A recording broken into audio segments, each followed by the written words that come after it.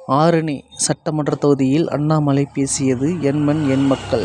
தமிழ்நாடு பாரதிய ஜனதா கட்சி மாநில தலைவர் கே. அண்ணாமலை அவர்கள் 2026ஆம் ஆண்டு நாம் ஆட்சிக்கு வந்தவுடன் முதல் கையெழுத்து காவல்துறைக்கு இரட்டிப்பு சம்பளம் வழங்கப்படும் என்ற உத்தரவாதம் தந்துள்ளார். நாங்கள் ஆட்சிக்கு வந்தால் 2026ல் இன்னைக்கு என்ன சம்பளம் நீங்க வாங்குறீங்களோ முதல் நாள் முதல் கையெழுத்து இரட்டிப்பு செய்வோம். முதல் நாள் முதல் கையெழுத்து காவல்துறையினுடைய சம்பளம் இருக்கு. என்னங்க 18,000 ரூபாய் கான்ஸ்டபிள், 32,000 ரூபாய் கான்ஸ்டபிள். என்னங்க 30 நாள் வேலை பார்த்து 18 மணி நேரம் வேலை பார்த்து எந்த குழந்தை? அதுலதான் சில பேர் தவறு செய்யலாம். லஞ்சம் அங்கதான் வருது. இரண்டாவது நாள் நாங்கள் செய்வோம். காவல்துறையில 8 மணி நேரத்திற்கு மேல யாரும் பணி செய்யக்கூடாது. 8 மணி நேரத்துக்கு மேல நீங்க பணி செஞ்சா உங்களுக்கு பனிஷ்மெண்ட் 10 மணி நேரம் வேலை செஞ்சேன், 18 மணி நேரம் வேலை செஞ்சேன், நான் குழந்தை கூட போய் பார்க்கல, நான் அங்க போல லீவு கொடுக்கல. இந்த இரண்டையும் காவல்துறை சகோதர சகோதரி இன்னைக்கு நாங்க பேசத்தாங்க முடியும். எங்களால் பேசதான் முடியும். தைரியமா பேசுறோம். திருவண்ணாமலையில ஆக்ரோஷமாக பேசினேன், ஆரணியில் பேசினேன். உங்கள் சார்பாக நாங்கள் போராடி கொண்டிருக்கின்றோம். காரணம் காவல்துறையினுடைய பல்லை பொறுங்கி விட்டால் பாம்புகள்லாம் உள்ள வந்து பாம்புகள் வரக்கூடாது என்று நினைக்கிறேன்.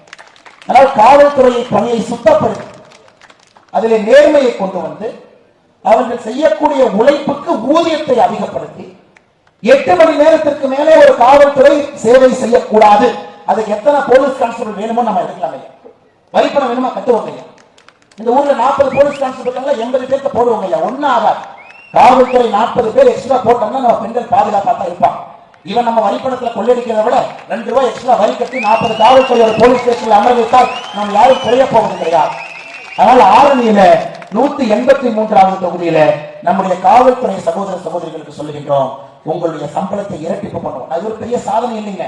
தெலங்கானால உங்களுடைய சம்பளம் இரட்டிப்பு. இந்தியாவில எல்லா மாநிலத்தையும் பார்த்தீங்கன்னா தெலங்கானால ஒரு காவல்துறைக்கு அதிகமா சம்பளம் கொடுக்கிறோம். அதை மேட்ச் பண்றோம். அதை விட அதிகமாக தமிழகத்தில் இருக்கக்கூடிய காவல்துறை கொடுக்கிறோம்.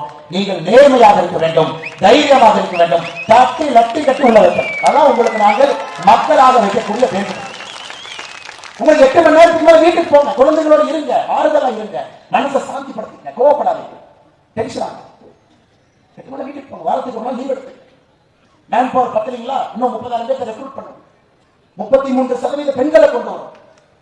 காவல்துறையில எத்தனையோ விஷயத்தை அவுட் சோர்ஸ் பண்ணிடுவோம். டிரைவர் எல்லாம் வெளியாடல போட்டுருக்கோம். போலீஸ் ஸ்டேஷன் ரிசப்ஷன் வெளியாட போட்டோம். யூனிஃபார்ம் போட்டீங்கன்னா காவல்துறை வேலையை மட்டும் கிரைம் வேலையை பண்ணுங்க, லான் ஆர்டர் வேலையை பண்ணுங்க, மிச்ச எல்லா வேலையும் இன்னொரு டீம் ரெக்ரூட் பண்ணுங்க. அதற்கென்று தனி ஆட்களை கொண்டு வரும். காவல்துறைக்குள்ள போனா ஜம்மனு சிரித்த முகத்தோட 2 பேர் ரிசப்ஷன் உட்கார்ந்து அண்ணே வாங்க அக்கா வாங்க உங்க பிரச்சனை என்னன்னு கேட்கும் அளவுக்கு காவல்துறையை மாற்றுங்க. அதற்கு உங்களுடைய பணிச்சு எங்களுக்கு திட்டம் இருக்குங்க ஐயா, திட்டம் இருக்கு. எப்படி செயல்படுத்த முடியும் வேண்டும் என்பதில் மிக மிக தெளிவாக நாங்கள் இருக்கிறோம். ஒரு சட்டமன்ற தொகுதியில ஒரு விஷயத்தை பேசிக்கிட்டே வரோம் ஐயா. எனக்கு ஆரணியில காவல்துறையை எப்படி சீர்படுத்துவோம் என்று பேசியிருக்கிறோம்.